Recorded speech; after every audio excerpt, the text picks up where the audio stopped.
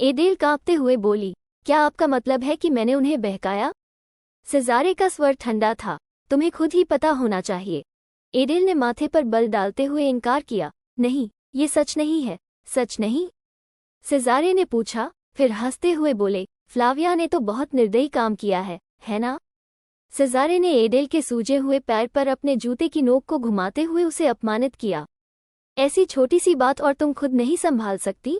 अगर तुम चापलूसी करके एहसान नहीं पाना चाहती तो भी बहुत बेहतर तरीके हैं। एडेल जमीन पर पड़ी कराह रही थी। तुम अपनी गरिमा छोड़कर भीख मांगने में बहुत अच्छी हो। क्यों नहीं वैसे ही अभिनय करती जैसे हमेशा करती हो? एडेल ने माथे पर बल डालते हुए कहा, मैं गलत थी। ये सब मेरी लापरवाही थी। सेजारे की लंबी परछाई उसे जमीन पर ढक रही थी, जैसे कोई दानव, लेकिन फिर उसने उस दुखी लड़की को छोड़ दिया। यह अच्छा है कि तुम समझ गई। अपने घाव का ध्यान रखना, निशान न छोड़ो। अचानक एबोनी दरवाजा तोड़कर अंदर आई। मास्टर, मिस एडेल, सेजारे ने अचानक उसे रोकते हुए कहा, अगर तुम्हें कुछ समझाना है तो मेरे कमरे में बोलो। वो बाहर निकलते हुए धीरे से बोले, 3 दिन के लिए सभी पाठ रोक दो। सेजारे ठंडे और क्रूर दिखते हैं, लेकिन वो बहुत चतुर हैं। वो जानते हैं कि क्या हुआ है। अंदर से वो एडेल की परवाह करते हैं। फ्लाविया के साथ कोई संपर्क नहीं होने से एडेल को कुछ आराम मिलेगा। दरवाजा बंद होते ही एक अंधकारपूर्ण, मौन खालीपन पीछे छोड़ गया। उस शाम सेजारे धीरे धीरे सिगार पीते हुए कागजात का एक बंडल खोल रहे थे। उनमें एक फोटो थी, हेनरी फैच का चित्र। वो फैच परिवार का दूसरा बेटा था, लेकिन वो वंश को आगे नहीं बढ़ा सकता था। सेजारे ने हंसते हुए मन ही मन बुदबुदाया, कितना बेकार इंसान है ऐसा कोई जो बोनापार्ट के बगीचे में समस्या पैदा कर रहा है। सेजारे ने सोचा, मुझे नहीं पता कि उन्होंने क्या बात की, लेकिन मुझे खुद इस गंदगी को साफ करना होगा। सब कुछ पटरी से उतर गया है। एडेल अनजाने में उजागर हो गई है। उसे दूसरी लड़की से बदलना असंभव है। अब चाहे कुछ भी हो, मुझे इस जूता चमकाने वाली लड़की एडेल को बोनापार्ट परिवार का सदस्य बनाना ही होगा। सेजारे के मन में एडेल की छवि आई। वो जलपरी की तरह सुंदर थी। उसके हरे बाल समुद्री शैवाल की तरह चमक रहे थे। उसकी त्वचा नमक के दानों की तरह सफेद थी। उसका सीना अत्यधिक भरा हुआ था। ये सोचकर सेजारे को गुस्सा आ गया। उन बदमाशों ने एडेल के साथ ऐसा नीच काम करते हुए कितनी खुशी मनाई होगी। सेजारे को वो दृश्य याद आया जब एडेल ने अचानक उसे गाल पर चूमा था, तो वो भी चौंक गया था। उसकी सुंदरता इतनी मोहक थी कि वो थोड़ी देर के लिए मंत्रमुग्ध हो गया था। सोचते हुए सेजारे भी थोड़ा उत्तेजित हो गया था, यहाँ तक कि उसके भी वो भावनाएं थीं। इसलिए सब कुछ तब समाप्त होगा जब एजरा डेला वेले एडेल से मिलेगा। अचानक दरवाजे पर दस्तक हुई। ये फ्लाविया निकली। सेजारे को देखकर उसने समुद्र की देवी का आशीर्वाद दिया। सेजारे ने एक जानकार मुस्कान के साथ मुस्कुराया। दोनों काफी देर तक चुपचाप रहे। अचानक सेजारे ने पहले बोला, सिग्नोरा, मुझे कोई आपत्ति नहीं है कि आप एक विद्रोही बच्चे को शिक्षा दे रही हैं, लेकिन मुझे बाद में गंदगी साफ नहीं करनी है। फ्लाविया केवल माफी मांग सकती थी, लेकिन सेजारे ने एक धमकी जोड़ना नहीं भूला, मुझे और परेशानी मत देना। आप समझदार हैं, है ना? फ्लाविया का चेहरा पीला पड़ गया। कमरे से बाहर जाते समय उसने दांत पीसते हुए कहा, मैं एडेल पर अपना गुस्सा निकालूंगी। उसे लगा कि एडेल ने जानबूझकर खुद को थका कर बोनापार्ट परिवार की सहानुभूति हासिल की थी, जिससे उसके साथ ऐसा बर्ताव किया गया। फ्लाविया ने चुपचाप एडेल को एक चालाक बच्ची के रूप में शाप दिया। अगली सुबह उच्च वर्ग के लोगों में एक अजीब अफवाह फैल गई कि लॉर्ड सेजारे एक विशेष युवा महिला के लिए गिर गए हैं और उनके अलावा किसी और से नहीं मिलेंगे। उन्होंने कभी किसी लड़की को हवेली में नहीं लाया था और अपने सामान्य स्वभाव के विपरीत वो बहुत स्नेही लग रहे थे। यह शायद कोई साधारण रिश्ता नहीं था। ये चौंकाने वाली खबर सुनकर एक लड़की ने मेज पर जोर से मारा। उसने जल्दी से माफी मांगी और चाय पार्टी से निकल गई, जिससे अन्य युवा महिलाएं हैरान रह गईं। चलते हुए उसने सोचा, ये गंभीर है, मुझे जल्दी से लुकेजिया को सूचित करना चाहिए। जैसे ही वो घर पहुंची, उसने अपनी सबसे अच्छी दोस्त को सब कुछ लिखते हुए एक पत्र लिखा। लॉर्ड सेजारे ने एक अज्ञात महिला को अपनी बाहों में समेट लिया है और वो अब बोनापार्ट हवेली में है। वो कितनी बार तुम्हारा दिल तोड़ने के बाद संतुष्ट होगा? किस तरह की नीच महिला उसे बहकाने की हिम्मत करती है? मैं इस दुख को शांत करने के लिए जल्द से जल्द आपसे मिलना चाहती हूँ। पत्र को डेला वेले घर में जितनी जल्दी हो सके भेजा गया। पढ़ने के बाद लुकेजिया ने पत्र को चिमनी में फेंक दिया। आक्रामक आग की चमक एक युवा सुंदर चेहरे पर पड़ी जिसमें सीधे भूरे बाल थे। उसकी बड़ी गोल बैंगनी आंखें दो संगमरमर की तरह दिखती थीं, जो सतह पर निर्दोष लेकिन अंदर से पूरी तरह से बुरी थी। लुकेजिया ने गुस्से में कहा, सेजारे, इस हास्यास्पद पत्र का क्या मतलब है? क्या आप फिर से मेरे धैर्य की परीक्षा ले रहे हैं? दूसरी जगह लोग भी सेजारे के बारे में गपशप कर रहे थे। क्या आपने सुना? लॉर्ड सेजारे ने अपने घर में एक लड़की को छुपाया है। 3 दिन पहले जब ओकेनिना प्रतिनिधिमंडल ने जलपरी का दिल लाया और इसे सार्वजनिक रूप से घोषित किया, किसी ने उसे बहुत ध्यान से एक लड़की को पकड़े देखा। एक अफवाह है कि लॉर्ड हेनरी फैच ने उसे छेड़ा और उसे सजा दी गई। बोनापार्ट परिवार ने वो सारी बड़ी रकम वापस ले ली जो फैच परिवार ने व्यवसाय के लिए उधार ली थी। वो कौन हो सकती है? कौन है जिसने लॉर्ड सेजारे बोनापार्ट को इतना गहराई से प्यार में डुबो दिया है? यह अफवाह फैल गई, जिससे मिसेज फ्लाविया बेचैन हो गई। उसने चुपचाप निश्चय किया, मुझे उस चालाक, घमंडी, जूता चमकाने वाली लड़की को बोनापार्ट घर से जल्दी निकालना होगा। दरवाजा खोलते ही फ्लाविया ने जोर से चिल्लाया, एडिल! लेकिन उसकी आंखें अचानक ठिठक गईं। असंभव! केवल 3 दिन में वो लड़की इतनी खूबसूरत कैसे हो गई? उसके मुरझाए गाल धीरे धीरे भरने लगे हैं। क्या उसके गंदे शरीर के घाव लगभग ठीक हो गए हैं? वो एक सराय की तरह दिख रही है, जो नाविकों को किंवदंतियों में फंसाती है। अचानक एडेल की आवाज ने उसे वास्तविकता में लौटा दिया। वर्तमान में लौटते ही उसने एडेल को डांटना जारी रखा, तुम जानबूझकर चारों ओर घूमती हो ताकि अपने भीगे हुए शरीर और उन मोटे नंगे पैरों से रईसों को बहका सको। हालांकि एडेल को इन अपमानजनक शब्दों को सुनना सहन नहीं हुआ, फिर भी उसने अपना चेहरा झुका लिया और कहा, मुझे माफ करें। एबोनी ने सम्मानपूर्वक हस्तक्षेप करने की अनुमति मांगी। मैं शिष्टाचार के बारे में सिग्नोरा की तरह ज्यादा नहीं जानता, लेकिन मुझे लगता है कि युवा महिला का चलने का तरीका पहले से ही ला बेला फिगुरा जैसा है। मुझे विश्वास है कि ये सभी उपलब्धियां सिग्नोरा की समर्पित शिक्षा के कारण हैं। तो क्यों न सिग्नोरा अगले पाठों पर चले जाएं ताकि युवा महिला और भी अधिक सीख सके? फ्लाविया बेहद नाराज हो गई, तो उस लड़की ने एबोनी को सहानुभूति पाने के लिए जुटा लिया है। लेकिन लॉर्ड सेजारे अभी भी मुझे देख रहे हैं, मैं कुछ नहीं कर सकती। अंत में उसने एबोनी के सुझाव को मान लिया, लेकिन फ्लाविया यह नहीं भूली कि एडेल को उसी तरह से अच्छी तरह से शिक्षित करना है जैसे उसने उसे चलना सिखाया था। दोपहर में पाठ समाप्त हुआ और फ्लाविया अपने निवास पर लौट आई। आज का पाठ इतना सहज चला कि उसने उसे बहुत असहज महसूस कराया, लेकिन उसे एडेल की सीखने की गति और प्रवीणता पर आश्चर्य हुआ। अन्य युवा महिलाओं की तरह नहीं जो गलतियां करने पर रोती और नाक भान चलाती, एडेल ने कोई आलस्य नहीं दिखाया, जिससे उसे आलोचना करने का कोई मौका नहीं मिला। जब वो झुंझला रही थी, एक तेज आवाज ने उसे पुकारा। वो लुकेजिया डेला वेले थी। वो इतनी आकर्षक और सुंदर लग रही थी कि कुछ ही उसकी बराबरी कर सकते थे। यहाँ तक कि मिसेज फ्लाविया भी बहुत प्रसन्न हुई, क्योंकि यह एक लड़की थी जिसे कई महिलाएं प्रशंसा करती थीं। समुद्र की देवी तुम्हें आशीर्वाद दे। सिग्नोरा फ्लाविया, आप अभी भी बहुत स्वस्थ लग रही हैं। फ्लाविया ने पूछा, क्या आपका बोनापार्ट में कोई काम है? लुकेजिया ने उत्तर दिया, मुझे सुनने में आया कि उच्च वर्ग के सभी लोग यहाँ आ रहे हैं, इसलिए मैं यहाँ आई। लगता है कि ओकेनिना दूतों के लिए एक बड़ा पार्टी होने वाली है ना? फ्लाविया ने उत्तर दिया, मुझे ऐसा लगता है। बातचीत के दौरान फ्लाविया ने सेजारे का जिक्र किया, जिससे लुकेजिया के गाल हल्के गुलाबी हो गए। उसने एक उदास और कमजोर अभिव्यक्ति के साथ कहा, मुझे आश्चर्य है कि लॉर्ड सेजारे कैसे हैं? मुझे लंबे समय से नजरबंद रखा गया है और उन्हें नहीं देखा है। कुछ खास नहीं हुआ, है ना? फ्लाविया को यकीन था कि लुकेजिया ने इसके बारे में सुना होगा। वैसे भी यह अंततः सामने आ जाएगा, तो बस कह दो कि यह लॉर्ड सेजारे की बहन है। ये सोचकर फ्लाविया ने शुरू किया, लगता है आपने अफवाहें सुनी हैं। वो है।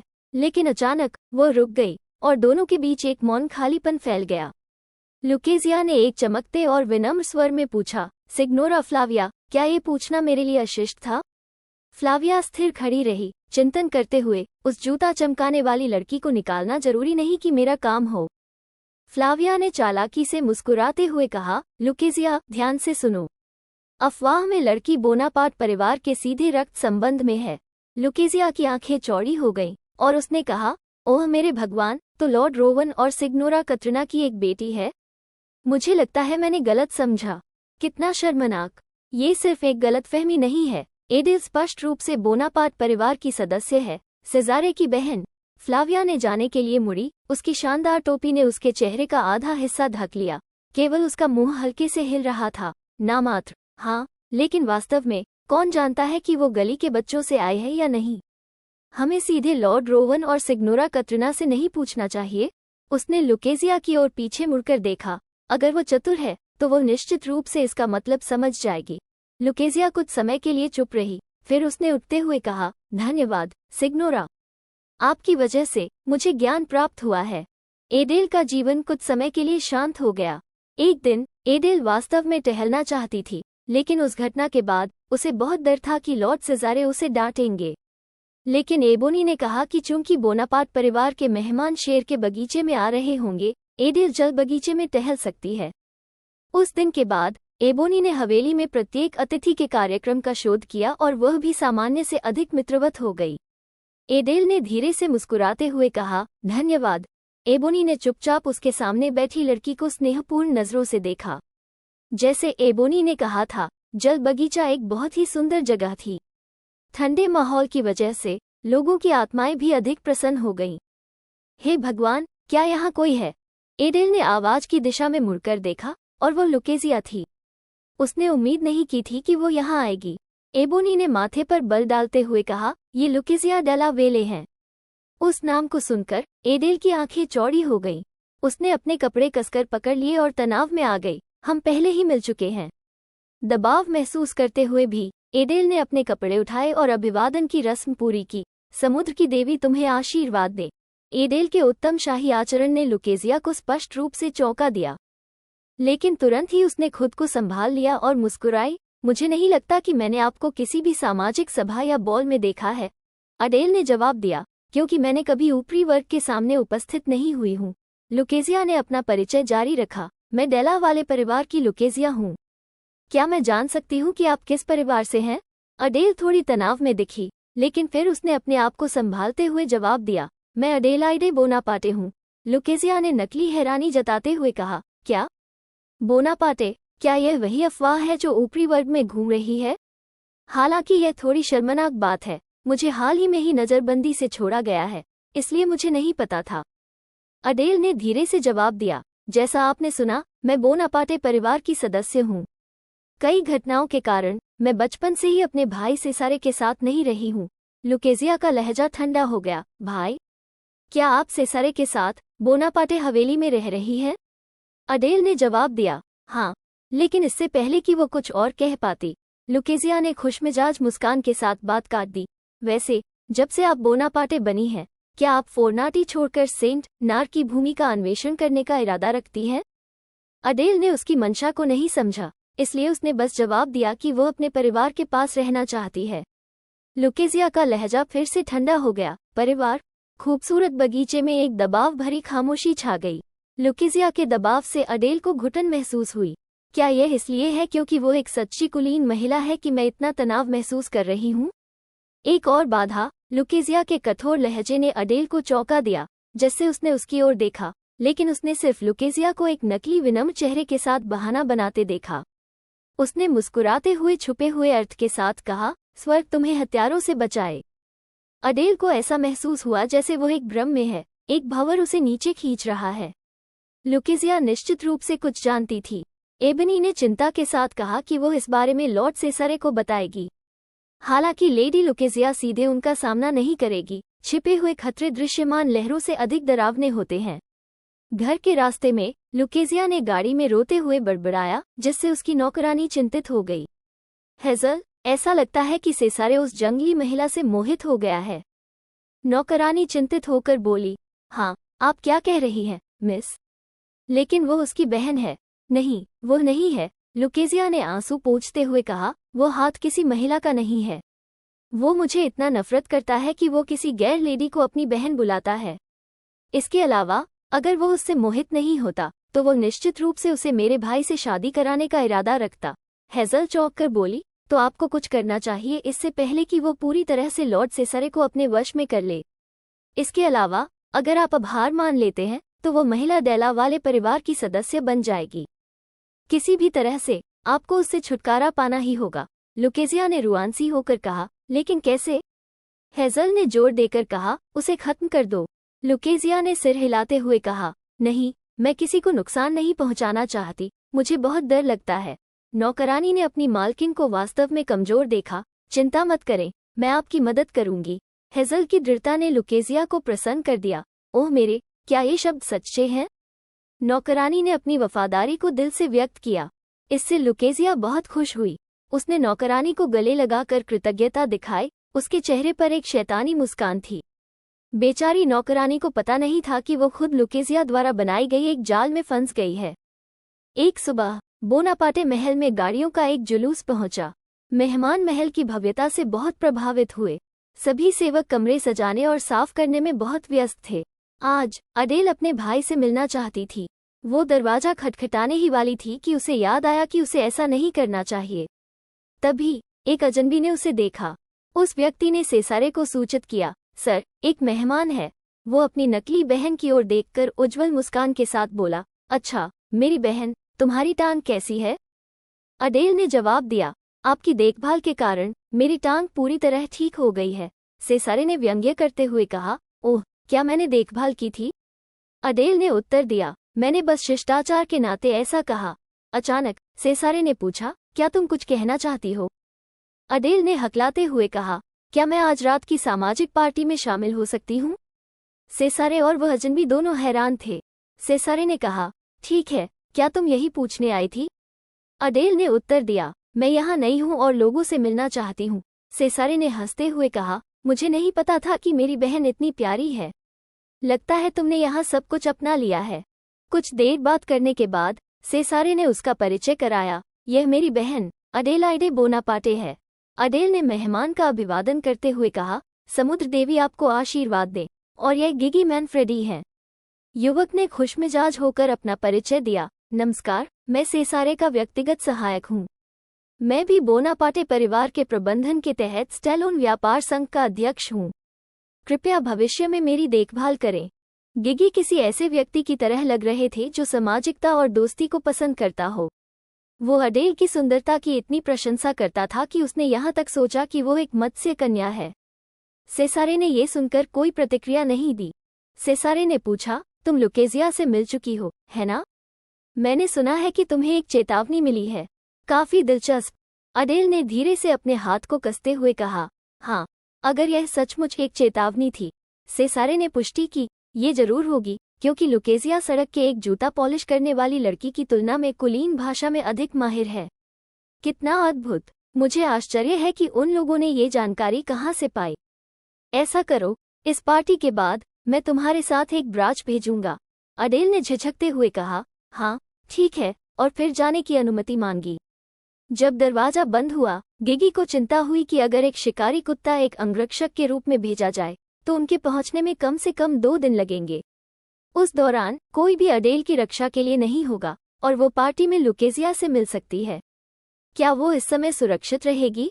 सेसारे ने मुड़ते हुए कहा, मुझे विश्वास है कि बोनापार्टे हवेली में कुछ भी नहीं होगा। एक और बात, एक गैली जहाज तैयार करो, सेसारे ने जोर देकर कहा। एक पुराना। गिगी ने थोड़ी झिझक के बाद आदेश स्वीकार कर लिया। वो जानता था कि उसे कुछ अप्रिय करना पड़ेगा।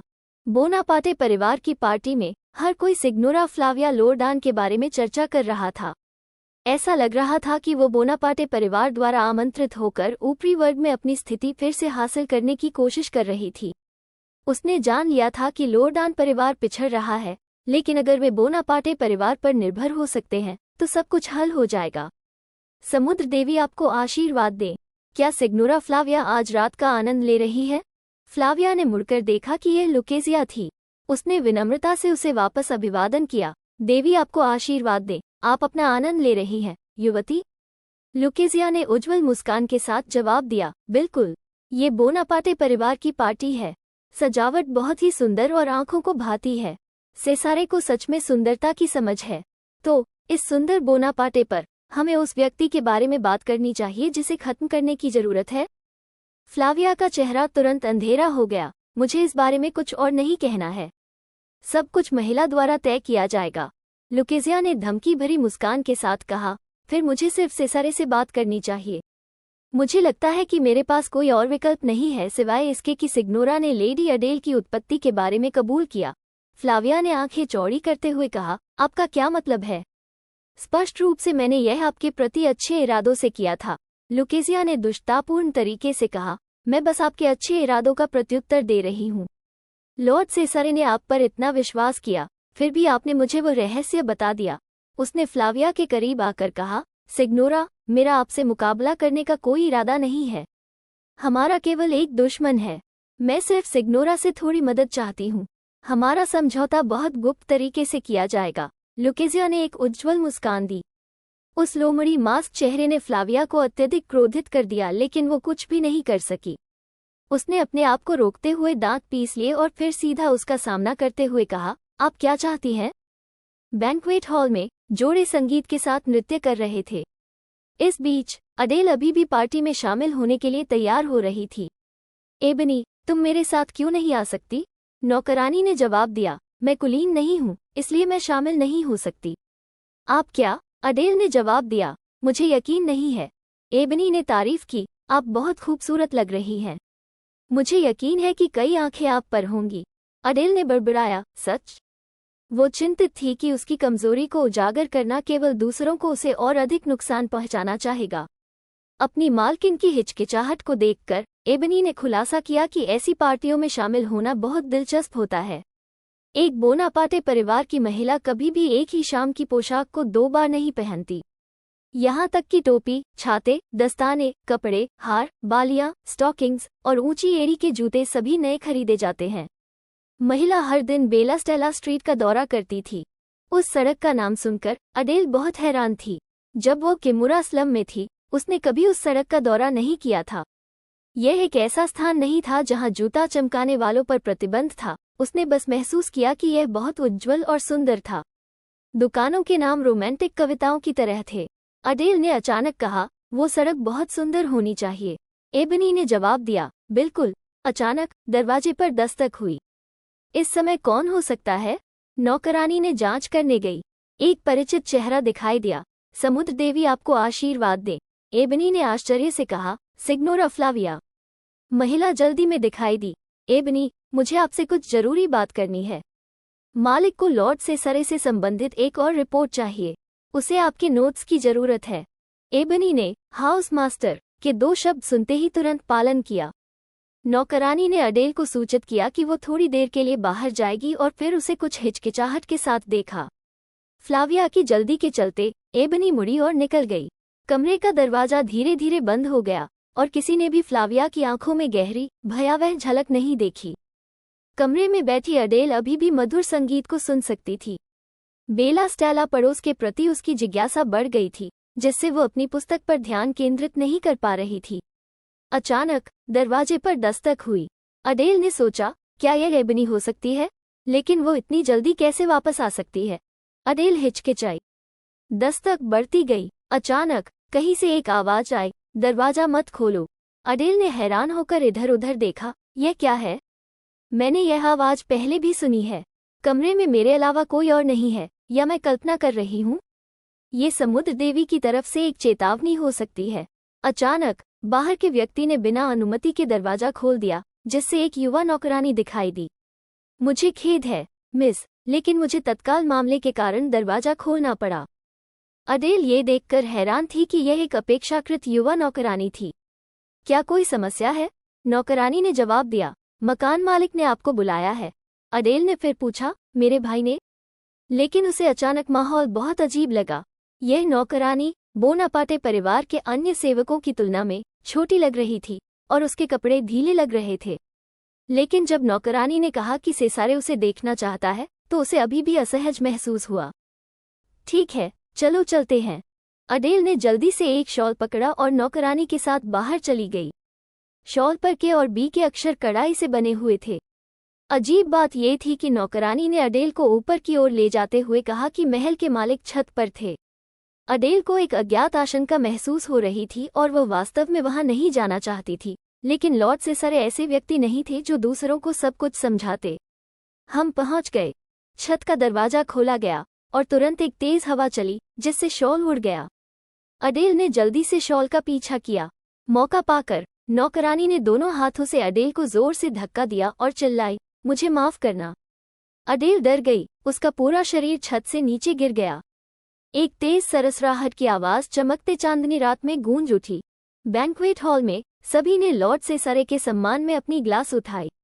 वे आश्चर्यचकित थे कि इतनी कम उम्र में ही वो परिषद के सदस्य बन गए थे और उन्होंने पड़ोसी सम्राट को सिंहासन पर बैठने में मदद की थी। इसने न केवल कूटनीतिक संबंधों को सुधारा बल्कि परिषद में उनकी आवाज को भी मजबूत किया।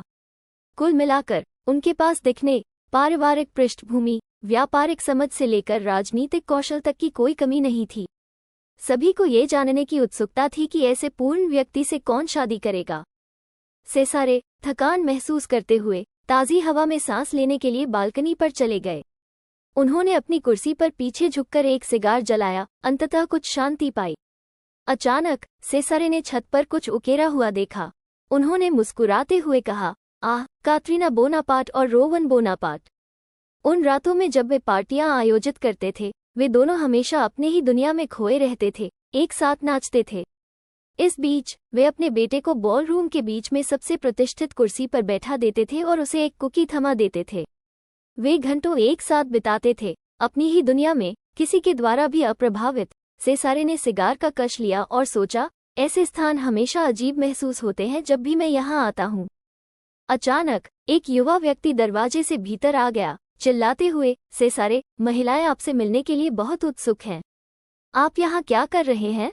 सेसारे ने अपने सामने पागल को देखकर भौहें चढ़ाईं। अरे, उस नज़र का क्या मतलब है? तुम मेरी पार्टी में इस तरह कपड़े पहनकर आए हो? क्या तुम होश में हो, जूड? जूड ने सेसारे के तीखे शब्दों पर ध्यान नहीं दिया और अपनी अच्छी दिखावट को और भी दिखाने की कोशिश की, जिससे सेसारे को और भी गुस्सा आया। जूड ने शॉल की ओर इशारा करते हुए कहा, मैं बस गुजर रहा था जब यह चीज़ आसमान से गिरी। बस मेरे कोट से छू गई और यह किस्मत है। सेसारे ने भौहें चढ़ाईं। क्या तुम इतने गरीब हो कि तुम्हें जमीन से चीजें उठानी पड़ती है? जूड ने उसकी ओर देखते हुए कहा, जब तुम मिस लुकेजिया के साथ खत्म कर लो, तो क्या तुम्हें अपना दिल किसी महिला को सौंपना नहीं चाहिए? जैसे मैंने ये शॉल पाया, यह शायद भाग्य है। सेसारे ने नाराजगी जताते हुए कहा, मुझे किसी भी लड़की की चिंता है जो लुकेजिया द्वारा अपने बाल खींचेगी। शायद मैं कभी शादी नहीं करूंगा। अचानक उन्होंने शॉल के कोने पर के और बी के अक्षरों को देखा। कातरीना बोनापार्टे, माँ की चीज अडेलाइडे द्वारा इस्तेमाल हो रही है। लेकिन यह आसमान से क्यों गिरा? सेसारे ने पूछा, ये कहाँ से मिली? इस बीच एक हाथ दीवार के खुरदरे किनारे को मजबूती से पकड़ रहा था। पहले की नौकरानी ने अचानक चिल्लाई। अडेल ने भौहें चढ़ाईं, उसे पहचानते हुए कहा, अब मुझे याद आया। तुम लुकेजिया की नौकरानी हो, है ना? क्या लुकेजिया ने तुम्हें ये करने के लिए कहा? नौकरानी तुरंत घबरा गई। अडेल ने मौके का फायदा उठाते हुए आदेश दिया, मुझे ऊपर खींचो और मैं तुम्हारी मालकिन का राज छिपा कर रखूंगी। नौकरानी कांपती हुई बोली, नहीं, मैं नहीं कर सकती, मालकिन निराश हो जाएंगी। अडेल ने चिल्लाते हुए कहा, कितनी मूर्ख हो, क्या तुम सोचती हो कि लुकेजिया तुम्हें इसके बाद बख्श देगी? नौकरानी ने भौहें चढ़ाईं। क्या? अडेल ने चिल्लाते हुए कहा, लुकेजिया तुम्हें इसके बाद चुप कराने के लिए मार डालेगी। ये सुनकर नौकरानी हतप्रभ हो गई। नहीं, नहीं, मालकिन ऐसा नहीं करेगी। नौकरानी ने दांत पीसते हुए अडेल की ओर देखा और क्रूरता से अडेल के हाथ पर पैर मारा। मर जाओ, बस मर जाओ। हर कदम के साथ उसने अडेल पर शाप दिया और चिल्लाया जब तक कि अडेल के दोनों हाथ अब और पकड़ नहीं सके। वो छत से नीचे गिर गई। शांत चांदनी रात में एक तेज धड़ाम की आवाज गूंज उठी। सिर्फ एक पक्षी टूटी हुई शाख पर बैठा हुआ देखा जा सकता था और सेसारे बोनापार्टे, जो भाग्य और देवताओं से अत्यधिक प्रेम प्राप्त करते थे, जमीन पर पत्ते के साथ चेहरा बना रहे थे। उन्होंने अपने चेहरे को सिकोड़ते हुए कहा, आह, मेरी री। अरे बहन, क्या तुम ठीक हो? अचानक उन्होंने अपनी आंखें चौड़ी की जब उन्होंने देखा कि अडेल उनके बाहों में कांप रही थी। गिरावट के बाद सेसारे ने मुस्कुराते हुए कहा, अगर तुम नहीं चाहती कि मैं तुम्हें इस तरह छूऊं, तो फिर मेरे सीने को फिर से मत छूना। अडेल ने जल्दी से खुद को इस आदमी से दूर किया। सेसारे निराश महसूस करते हुए अपने मन में सोचा, कौन उसे खा जाएगा? अडेल ने भौहें चढ़ाते हुए कहा, मुझे एक लड़की ने धक्का दिया था जो बोनापार्टे परिवार की नौकरानी की पोशाक पहन रही थी। उसने कहा कि तुमने मुझे बुलाया है, इसलिए मैंने उसका पीछा किया। सेसारे ने फिर से पूछा, मैंने तुम्हें बुलाया? उन्होंने ऊपर की ओर देखा। उस लड़की की छवि धीरे धीरे गायब हो रही थी। सेसारे ने चुपचाप आकलन किया, निश्चित रूप से वो लुकेजिया की नौकरानी है। जूड जल्दी से छत पर अपराधी को पकड़ने के लिए दौड़ा, लेकिन जब तक वो वहां पहुंचा वो पहले ही भाग चुकी थी। उसने हाथ हिलाते हुए कहा, अरे सेसारे, अपराधी बहुत तेज भाग गया, मैं उसे पकड़ नहीं सका। सेसारे ने आह भरी, बिल्कुल, वो पहले ही भाग चुकी है, तुम वहां क्यों चढ़े? क्या? मैं कुछ नहीं सुन सकता, जोर से बोलो। सेसारे ने अपने दोस्त की उपेक्षा की और अडेल को धीरे से याद दिलाया, क्या तुम मुझसे मिलने की योजना बना रही हो? अडेल ने जल्दी से खुद को ढक लिया और कहा, क्योंकि मेरा शॉल उड़ गया। सेसारे ने इस लड़की को छोड़ने का निर्णय लिया। उन्होंने कहा, एक शॉल कवच नहीं है, इसे भ्रमित मत करो। उसने उत्तर दिया, क्योंकि यह एक जरूरी मामला था। सेसारे ने मुस्कुराते हुए कहा, अगर मुझे तुमसे एक जरूरी मामले के लिए मिलना होता तो क्या तुम बिना सोचे समझे इस तरह दौड़ती? अडेल के इस क्षण के चेहरे को देखते हुए सेसारे अचानक अंदाजा नहीं लगा सके कि वो क्या सोच रही है। उन्होंने अपना कोट उतारकर उसे ओढ़ाया, अपने माथे को पकड़ते हुए उसकी मूर्खता पर विलाप करते हुए। अचानक दर्द उठा। सेसारे ने अपने दांत पीसते हुए और अपनी पीठ पकड़ते हुए कहा, क्या तुम ठीक हो? सेसारे ने भौहें चढ़ाते हुए सोचा, खुद को देखो, अब तुम सच में मेरी चिंता कर रही हो? उन्होंने मुस्कुराते हुए कहा, उसने तो मेरी अपनी टांग पर पैर रखने की परवाह भी नहीं की। उन्होंने शरारती तरीके से मुस्कुराते हुए पूछा, अगर मैं कहूं कि मुझे दर्द हो रहा है तो क्या तुम मुझे मेरे निजी कमरे में इलाज करोगी? उनके चेहरे पहले से कहीं ज्यादा करीब थे। जैसे ही वे चुंबन करने वाले थे, उनका दोस्त जूड तेजी से आया, जोर से चिल्लाते हुए, सेसारे, मिस, क्या आप दोनों ठीक हैं? सेसारे ने उसे गुस्से में देखा, जिससे जूड ने देखा लेकिन कुछ भी नहीं समझा। सेसारे ने कहा, चलो मेरे ऑफिस चलते हैं। इस समय एक डॉक्टर को सेसारे के घाव का इलाज करने के लिए बुलाया गया था। सौभाग्य से ये ज्यादा गंभीर नहीं था, लेकिन उन्हें कुछ समय के लिए जोरदार गतिविधियों से बचने की सलाह दी गई। इसके अतिरिक्त डॉक्टर ने उन्हें कुछ समय के लिए धूम्रपान छोड़ने की सलाह दी। सेसारे इस सुझाव पर केवल अफसोस से आह भर सकते थे, क्योंकि इसका मतलब था कि उन्हें अपने एक पसंदीदा शौक को छोड़ना होगा। जब डॉक्टर निर्देश दे रहा था, अडेल वहां खड़ी रही। उसे बहुत अपराधबोध हो रहा था कि उसने नौकरानी का पालन किया, जबकि उसे संदेह था।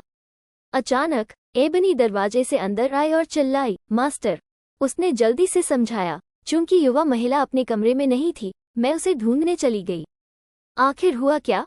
सेसारे ने जवाब देने के लिए मुड़ते हुए कहा, अच्छा समय है, अब सब कुछ समझाओ। इसके साथ एबनी ने बिना किसी विवरण को छोड़े पूरी घटना को सुनाया। थोड़ी देर बाद उसने गहरी झुककर माफी मांगी। जब हाउस मास्टर ने रिपोर्ट मांगी तो मुझे थोड़ा संदेह हुआ, लेकिन ये सिग्नोरा फ्लाविया के आदेश पर था। सेसारे ने सुना और उसकी सहानुभूति नहीं रोक सके। तभी उनका सहायक गिगी अंदर आया और सूचित किया, जैसा आपने निर्देश दिया था, मैंने गार्ड्स को सिग्नोरा फ्लाविया लोर्डान को हिरासत में लेने का आदेश दिया है। मैंने किसी भी भागने की कोशिश करने वाले को गिरफ्तार करने का आदेश भी दिया है। सेसारे ने ठंडे स्वर में पूछा, क्या गैली जहाज तैयार है? गिगी ने थोड़ी हिचकिचाहट के बाद जवाब दिया, हाँ, ये तैयार है। हम सिग्नोरा फ्लाविया को उस जहाज पर ले जाएंगे। सेसारे ने अपना सिगार बुझाते हुए चालाकी से मुस्कुराते हुए कहा, अब लुकेजिया को यहाँ लाओ, तुरंत। उस रात चांद अभी तक नहीं डूबा था। सेसारे के दरवाजे पर दस्तक हुई। मास्टर, यह मैं हूँ, गिगी। अडेल अत्यंत आश्चर्यचकित हुई। दस्तक? स्पष्ट रूप से सेसारे ने मुझे अपने कमरे में प्रवेश करते समय कहा था, दस्तक मत देना। सेसारे ने गर्मजोशी से जवाब दिया, तुम यहाँ हो? अडेल को विश्वास नहीं हो रहा था। उन्हें कोई आपत्ति नहीं थी। अब उसने यह निष्कर्ष निकाला कि उनके दरवाजे पर दस्तक न देने का कारण ये था कि यह खतरे का संकेत था, जिसमें कार्रवाई की तैयारी की आवश्यकता थी। सेसारे ने उसकी ओर देखा और आदेश दिया, अडेल, यहाँ आओ और मेरे बगल में बैठो। वो धीरे धीरे उनके पास गई और उनके बगल में बैठ गई, एक हाथ की दूरी पर। थोड़ी देर बाद दरवाजा खुला और घोषणा की गई, मिस लुकेजिया डेला वाले आ गई हैं। सेसारे ने उसे याद दिलाया, तुम्हें थोड़ा करीब बैठना चाहिए। लुकेजिया धीरे धीरे अंदर आई। उन्हें देखकर खुशी से उसका चेहरा चमक उठा। सेसारे ने उनका स्वागत किया। समुद्र देवी आपको आशीर्वाद दे, डेला वाले परिवार की बेटी। मैं इस स्थिति में मिलने के लिए ईमानदारी से माफी मांगता हूँ। लुकेजिया दृश्य से चौंक गई। उसकी आंखें आश्चर्य से चौड़ी हो गईं। सेसारे? लुकेजिया ने बगल में बैठे व्यक्ति की ओर देखा, जो अडेल थी, जिसे सेसारे ने गले लगाया था। उसने एक डरावनी आभा उत्पन्न की। सेसारे ने उसे आमंत्रित किया, वहां खड़ी मत रहो, कृपया बैठो। लुकेजिया आखिरकार होश में आई। उसका चेहरा लाल हो गया और उसने फिर से मुस्कान दी। हाँ। सेसारे ने उसकी भावनाओं की विविधता पर मुस्कुराया। उसके पीछे एक नौकरानी थी, लेकिन अडेल अचानक जम गई जब उसने महसूस किया कि यह एक अलग नौकरानी थी। पहले ही नौकरानियां बदल चुकी हैं। सेसारे ने पूछताछ की, क्या यह नौकरानी हमेशा तुम्हारे साथ रहती है? लुकेजिया ने शालीनता से जवाब दिया, हाँ, उसका नाम एनेस है। सेसारे ने जानबूझकर फिर से पूछा, क्या ये सही है? लुकेजिया ने जल्दी से छुपाया, आपका क्या मतलब है? मेरी नौकरानी हमेशा एनेस रही है ना एनेस? नौकरानी कांपती हुई बोली, हाँ, मेरी लेडी। सेसारे ने उसे तिरछी नज़र से देखते हुए व्यंग्यात्मक रूप से कहा, वास्तव में, लेडी लुकेजिया बहुत तेजी से काम करती हैं। अगर सगाई नहीं होती, तो हम व्यापार में एक बेहतरीन टीम होते। लुकेजिया पसीने से तरबतर हो गई। आह, धन्यवाद, धन्यवाद, सर। सेसारे ने तुरंत ताना मारा, सच में? क्या तुम सच में इसके लिए मुझे धन्यवाद देना चाहती हो? लुकेजिया ने मासूमियत का नाटक जारी रखा। हाँ। अडेल को लुकेजिया पूरी तरह से घिनौनी लगी, जैसे लुकेजिया ने अडेल को मारने के इरादे को पूरी तरह से भुला दिया था। इसलिए उसके मन में केवल सेसारे की छवि भरी हुई थी। थोड़ी देर बाद लुकेजिया ने बात की, सर, क्या आपको दर्द हो रहा है? सेसारे ने जवाब दिया, ओह, ये। उन्होंने अडेल की ओर इशारा किया। उसने महसूस किया कि वो कुछ संकेत दे रहे थे और खेल में शामिल हो गई। मैंने आकाश से गिरते हुए एक मत्स्य कन्या को पकड़ा। सेसारे ने अडेल को गले लगाया और उसके माथे पर एक चुंबन रखा। उन्होंने कोमलता से बोलना शुरू किया, तुम्हारे चोटिल होने की तुलना में बेहतर है कि मैं चोटिल हूँ। अडेल ने जवाब दिया, मैं बहुत खुश हूँ, लेकिन मैं भी नहीं चाहती कि तुम्हें चोट लगे। लुकेजिया ने उन दोनों के बीच के मीठे दृश्य पर घूरा। उसके मन में लुकेजिया ने तुरंत सोचा कि इस लड़की को, जिसे सेसारे ने प्यार से पकड़ा था, 100 टुकड़ों में तोड़ दे। अचानक सेसारे की आवाज ने लुकेजिया के विचारों को बाधित किया, लेडी डेला वाले? लुकेजिया ने होश में आकर शालीनता से कहा, खैर, मुझे लगता है कि मैं देखभाल कर सकती हूँ। सेसारे ने उसे काटते हुए कहा, ये तुम्हारी गलती नहीं है, इसलिए तुम्हें चिंता करने की जरूरत नहीं है। इसके अलावा मेरी बहन यहाँ है मेरी देखभाल के लिए। लुकेजिया कांपते हुए बोली, एक सुंदर लड़की को तुम्हारी देखभाल करने देना, और एक निजी कमरे में, मुझे लगता है कि लोग गलतफहमी में पड़ सकते हैं। सेसारे ने जोर से हंसते हुए मजाक में कहा, वो मेरी बहन है, लेडी डेला वाले। निश्चित रूप से, मुझे लगता है कि उसे तुम्हारे भाई से शादी करना बर्बादी होगी। कमरा अचानक भयावह रूप से चुप हो गया। सेसारे ने कहा, मैं इसे इस बार छोड़ दूंगा, लेकिन फिर से आंखें बंद नहीं करूंगा। अगर तुम एक बार फिर से ऐसा गंदा चालाकी करने की कोशिश करती हो, तो हमारे परिवार सच में एक दूसरे के खिलाफ हो जाएंगे। इस बीच लेडी फ्लाविया एक कमरे में बंद थी, चारों ओर टटोलते हुए, और यह नहीं जानती थी कि क्या करना है।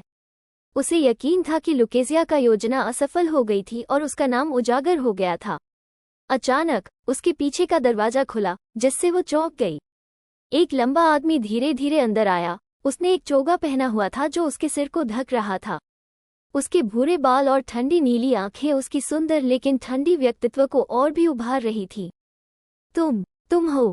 फ्लाविया हकलाते हुए बोली, एक स्पष्ट वाक्य नहीं बोल पा रही थी।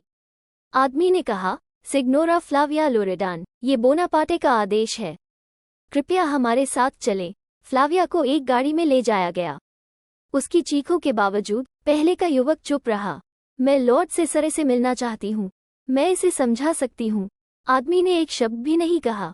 फ्लाविया डर और आशंका से कांपने लगी। वे मुझे कहाँ ले जा रहे हैं? उसने आंखों पर पट्टी बंधी होने के बावजूद सभी आसपास की आवाज़ों को सुनने की कोशिश की।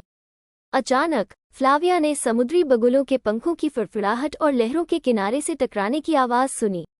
क्या ये बंदरगाह हो सकता है?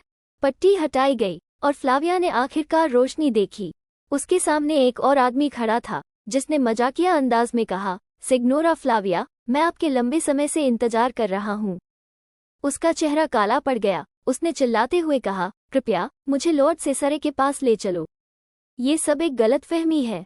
मुझे समझाने दो। मुझे धमकाया गया था। मेरे पास कोई और विकल्प नहीं था। आदमी ने व्यंग्यात्मक मुस्कान के साथ कहा, धमकाया गया?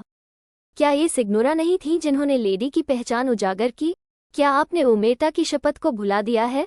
एक रिटेनर के रूप में क्या आपने सबसे महत्वपूर्ण नियम का उल्लंघन नहीं किया? ओमेरता की शपथ मौन की एक शपथ है। जो लोग ये शपथ लेते हैं वे जो कुछ भी देखते या सुनते हैं उसे बाहरी दुनिया से प्रकट नहीं कर सकते। ये प्रत्येक कुलीन की प्रतिबद्धता का प्रतिनिधित्व करता है। जो कोई भी इस शपथ को तोड़ता है उसे उचित सजा दी जाती है। फ्लाविया चिल्लाई, नहीं, ऐसा नहीं है। मैंने केवल एक संकेत दिया था। गिगी ने एक परेशान भाव से कहा। तो मुझे लगता है कि सिग्नोरा ने एक बहुत स्पष्ट संकेत दिया था। उसने मुड़कर उसकी उपेक्षा की। खैर, यह मेरी चिंता नहीं है। चलिए अगले कदम पर चलते हैं। गिगी ने अपना हाथ बढ़ाकर परिचय दिया। ये जहाज 840 में बना एक गैली है। बोर्ड पर प्रावधानों में आटा, हॉटेक, नमक, चीनी, बिस्कुट और कुछ अन्य चीजें शामिल हैं। दैनिक आवश्यकताओं में साबुन और मोमबत्तियां शामिल हैं। इन आपूर्ति के साथ आप अपने दम पर सोरेक तक पहुंच सकते हैं। फ्लाविया की आंखें चौड़ी हो गईं। सोरेक? क्या ये सेंट नार से सबसे दूर की जगह नहीं है? ऐसे पुराने जहाज पर समुद्र पार करना, एक छोटी सी लहर भी जहाज और मुझे दोनों को उलट सकती है। धनुष पर देवी की मूर्ति भी नहीं है, तो इसे आशीर्वाद कैसे मिलेगा? यह मुझे मेरी मौत के लिए भेजने के समान है। गिगी ने कहा, अगर आप यहाँ सुरक्षित लौटते हैं तो लॉर्ड सेसरे आपको माफ कर देंगे। आखिरकार ये समुद्र देवी की इच्छा है। ठीक है सरेगिर, मैंने सब कुछ समझा दिया है, तो कृपया आगे बढ़ें। फ्लाविया को खींचकर ले जाया गया, केवल निराशा में चिल्लाते हुए, कृपया मुझे एक मौका दें, सिर्फ एक मौका। मुझे उनसे मिलने दो, गिगी ने मुस्कुराते हुए कहा और हाथ हिलाया। सुखद यात्रा करें। समुद्र देवी के मार्गदर्शन में सावधान रहें। नहीं नहीं, यह आपके लिए है। ये बोनापार्टे परिवार के लिए है। पुराना जहाज सुबह की ओर रवाना हुआ। इस बीच अडेल की एक नौकरानी द्वारा स्नान में मदद की जा रही थी। उसने धीमी आवाज में पूछा, क्या उन्होंने उस नौकरानी को ढूंढ लिया जिसने मुझे छत से धक्का दिया था? एबनी ने दुखी भाव दिखाते हुए कहा, उसे पास की एक नाली में पाया गया। उसका चेहरा कई बार काटा गया था, जिससे उसे पहचानना मुश्किल हो गया, लेकिन उसके बाल आपके विवरण से मेल खाते थे। उसके कपड़े उतार दिए गए थे, शायद सबूत नष्ट करने के लिए, और उसके शरीर पर उसी स्थान पर एक बड़ा घाव था जहां युवा मास्टर घायल हुए थे। ये सुनकर अडेल ने अनुमान लगाया कि लुकेजिया ने सेसारे को चोट पहुंचाने के लिए नौकरानी से बदला लिया था। अडेल ने लुकेजिया के लिए सजा के बारे में पूछा, लेकिन उसे बताया गया कि लॉर्ड सेसारे उसके खिलाफ आरोप लगाने के लिए ठोस सबूतों की कमी के कारण कुछ नहीं कर सकते। वित्तीय दंड लगाने से सार्वजनिक आक्रोश पैदा होगा क्योंकि लुकेजिया ऊपरी वर्ग और सामान्य लोगों के बीच बहुत लोकप्रिय और प्रिय थी। आप बहुत परेशान और उदास होंगी, मेरी लेडी, अडेल ने जवाब दिया। नहीं, मैं समझती हूँ। ये देखते हुए एबनी ने विषय बदल दिया और कुछ अच्छी खबर साझा की। आज से कुछ समय के लिए कोई कक्षाएं नहीं होंगी।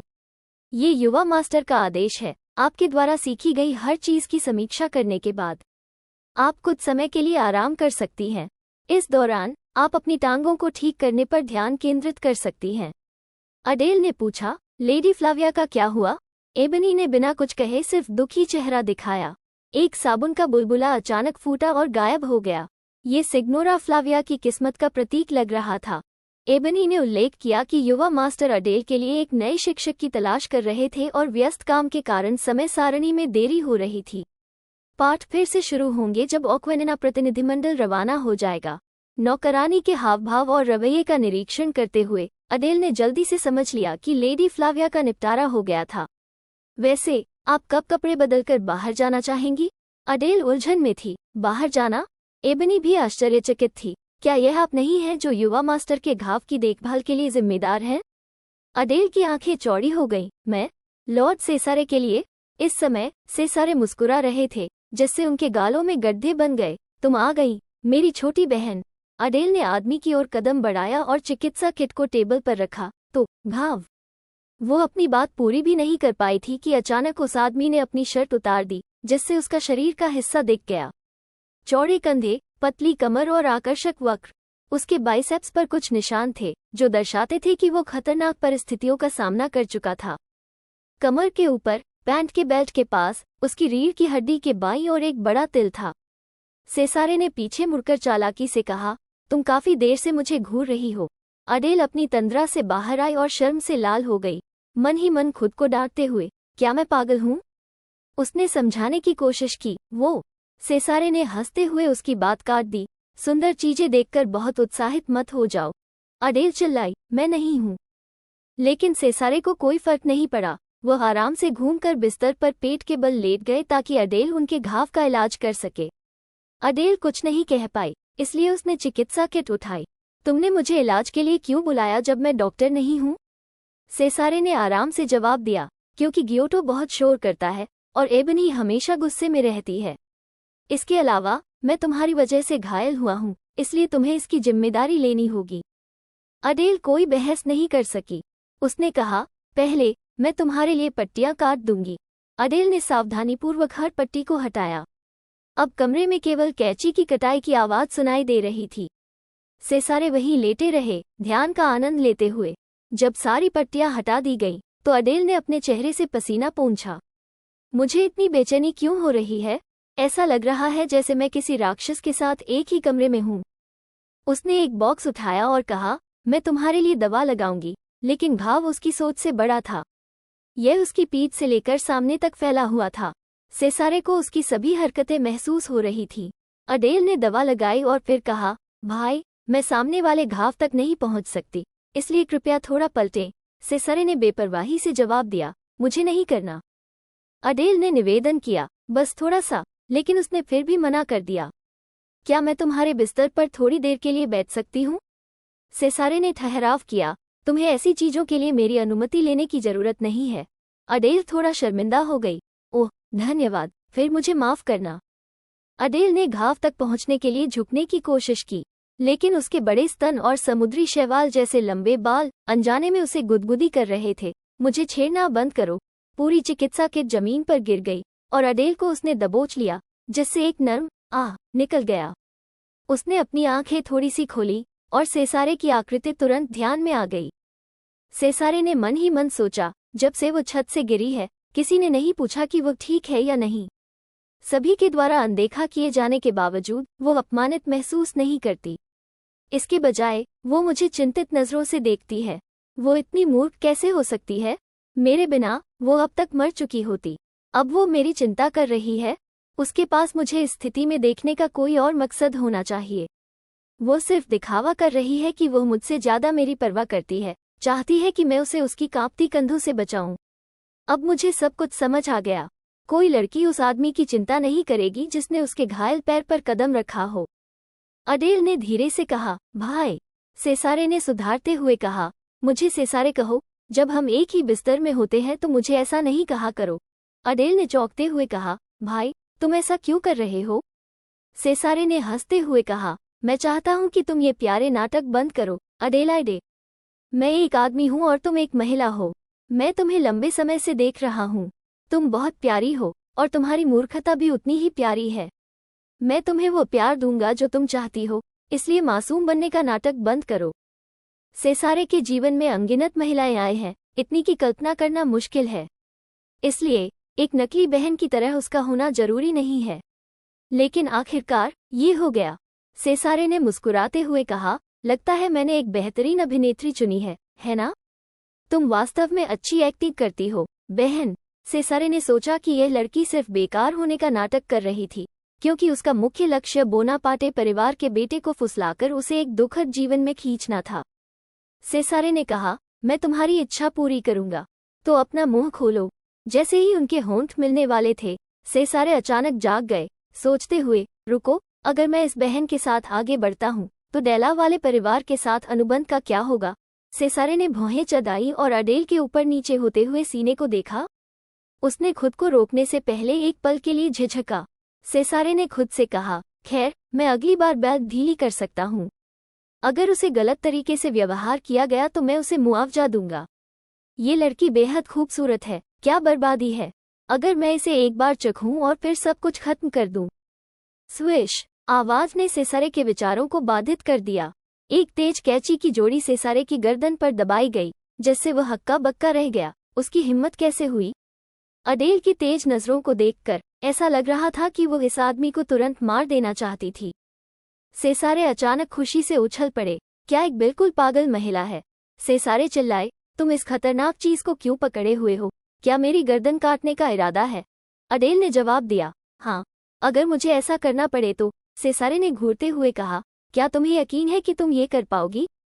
उसने बिना किसी हिचकिचाहट के उत्तर दिया, क्या तुम भूल गए कि मैं किमुरा से हूँ? कैची के दोनों नुकीले सिरे अलग हो गए और उसकी गर्दन में गहराई तक धंस गए। सेसारे अभी भी मुस्कुरा रहे थे, लेकिन वह जानते थे कि यह लड़की वास्तव में इसे अंजाम देने के लिए गंभीर है। उन्होंने चालाकी से मुस्कुराते हुए तेजी से उस लड़की के हाथ को दबोच लिया जो हथियार पकड़े हुए थी। अडेल केवल कांपते हुए प्रतिरोध कर सकी, तुम्हें नियंत्रित करना बहुत आसान है। कितनी मूर्खता है। अडेल ने गुस्से में उस बदमाश को कोसा। सेसारे को गुस्सा नहीं आया जब उसे गाली दी गई, बल्कि जब वो इतनी गुस्से में हो गई तो वह और भी उत्साहित हो गए, और ऐसा नहीं लग रहा था कि वो नाटक कर रही है। उन्होंने अचानक चारों ओर देखा और महसूस किया कि उन्होंने कभी भी किसी महिला के साथ ऐसा नहीं किया था। सेसारे ने उसका हाथ छोड़ दिया और आराम से पूछा, तो क्या मिस अडेलाइडे मुझे नफरत करती है? अडेल ने एक पल के लिए हिचकिचाया और फिर भौहें चढ़ाईं। मैं तुमसे नफरत नहीं करती। उस जवाब ने सेसारे को रोक दिया, लेकिन अडेल ने दृढ़ चेहरा दिखाते हुए कहा, हालांकि इसका मतलब यह नहीं है कि मैं तुम्हारे साथ वो गंदा काम करना चाहती हूँ। सेसारे हैरान हो गए और जोर से हंसे। उसे कहना चाहिए था कि वो मुझसे नफरत करती है। ज्यादा हंसने से उनका दर्द फिर से भड़क गया। सेसारे ने उसे फिर से दवा लगाने के लिए कहा ताकि वो जल्दी जा सके। वो बिस्तर पर सीधे बैठे और चालाकी से अडेल की ओर देखा, इस लड़की के साथ मुझे क्या करना चाहिए? अब मैं वास्तव में उसे डेला वाले परिवार को सौंपना नहीं चाहता।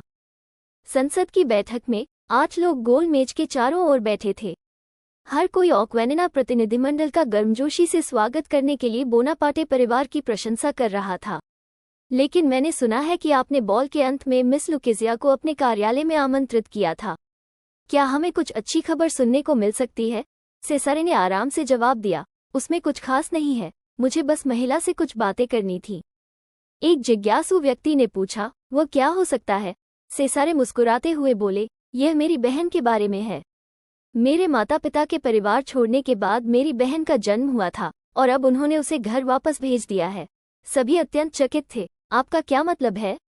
एक बहन, सेसारे ने जवाब दिया, मुझे पता है कि आप सभी के मन में कई सवाल हैं, लेकिन इसमें ज्यादा समय नहीं लगेगा जब मेरी बहन कुछ महीनों में होने वाले कमिंग आउट बॉल में नवाबों के सामने अपनी शुरुआत करेगी। तब मुझे लगता है कि वो डेला वाले परिवार के बेटे से मिल सकेगी। कार्यालय के अन्य सदस्य सब हैरान रह गए। सेसारे ने एक बुजुर्ग व्यक्ति की ओर मुड़कर देखा। मैं अडेल की शादी डेला वाले परिवार में कराने के लिए सब कुछ तैयार कर रहा हूँ। मैं अपनी युवा और जीवंत बहन को हमेशा अपने पास नहीं छिपा सकता। सेसारे के बगल में बैठे एक मध्यम आयु के व्यक्ति, जिनका नाम लुका डेला वाले था, ने उन्हें बहुत जटिल भावनाओं के साथ देखा। सेसारे ने मजाक करते हुए कहा, क्या यह आपके परिवार के लिए अच्छी बात नहीं है? क्योंकि मिस लुकेजिया को बोनापार्टे परिवार के प्लेबॉय से शादी नहीं करनी पड़ेगी। एक और दिन आ गया जब बोनापार्टे हवेली में पक्षियों का एक जोड़ा खुशी से गा रहा था। अचानक एक तीखी चीख ने उन्हें उड़ा दिया। ओह मेरी लेडी! गिगी बहुत ही चमकते चेहरे के साथ दौड़े आए। सुबह सुबह यह आदमी पहले से ही पूरी ऊर्जा से भरा हुआ था और बोला, अडेल, आज तुम बहुत सुंदर लग रही हो। हर बार जब मैं तुम्हें देखने आता हूँ तो तुम मुझे मोहित कर देती हो। समुद्र में मत्स्य कन्याएं भी तुम्हें देखकर जलन करेगी। आह! ओह! सेसारे, गिगी के सिर पर चोट मारने के बाद, जिससे उसकी लाल गांठ बन गई, गर्मजोशी से अभिवादन किया, समुद्र देवी आपको आशीर्वाद दे। ये देखकर अडेल ने भी झुककर जवाब दिया। सेसारे को अचानक याद आया, ये पहली बार था जब उन्होंने बेडरूम में हुई घटना के बाद अडेल को फिर से देखा था। अडेल पहले से ही उनका इंतजार कर रही थी, असहजता में भौहें चढ़ाते हुए, क्योंकि वो जानती थी कि वो उसे घूर रहे थे। सेसारे मुस्कुराए, मैंने तुम्हें यहाँ बुलाया है क्योंकि कुछ और काम है। इतने नाराज मत देखो। अडेल थोड़ी रुकी, उसके हाव भाव ने गिगी और नौकरानी एबनी दोनों को हैरान कर दिया। सेसारे ने आदेश दिया, अंदर आओ। सर एगिर कोरर, आज से वो तुम्हारे अंगरक्षक होंगे। अडेल ने मन में सोचा, कोरर? उनका अंतिम नाम कोरर है, क्या ये हो सकता है? उसके संदेहपूर्ण चेहरे को देखकर सेसारे ने जोड़ा, एगिर एबनी का छोटा भाई है। अडेल को ये बहुत अजीब लगा। कहा जाता है कि वो उसका छोटा भाई है, लेकिन वो उसके मुकाबले बहुत छोटा नहीं लगता। अचानक अडेल वास्तविकता में वापस आई, लगभग एगिर को सही ढंग से अभिवादन करना भूल गई। उसके पीछे गिगी ने तारीफ की, वो वास्तव में समझदार है। सेसारे ने व्यंग्यात्मक रूप से कहा, अगर वह समझदार नहीं होती तो उसने यह नहीं पाया होता कि नौकरानी बोनापार्टे परिवार की नहीं है। गिगी चौंकते हुए बोले, वो इस हवेली में 1 महीने से भी कम समय से है।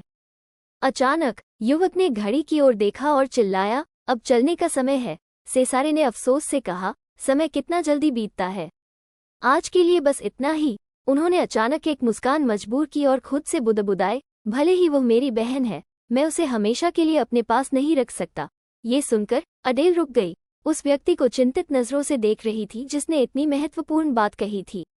बाकी 3 लोग नहीं समझ पाए कि क्या हो रहा है। लॉबी में टहलते हुए अडेल ने मन ही मन उस आदमी को कोसा, वह पागल, भ्रष्ट बदमाश हमेशा खुद से भरा रहता है। शुरुआत में वो आकर्षक और रोमांचक लग रहा था, लेकिन फिर उसने पूरी तरह से अपना रवैया बदल दिया। पहली बार मैंने उसकी आंख के नीचे तिल को इतनी स्पष्ट रूप से देखा। यह इतना आकर्षक लग रहा था कि मैं कुछ और नहीं सोच सकी।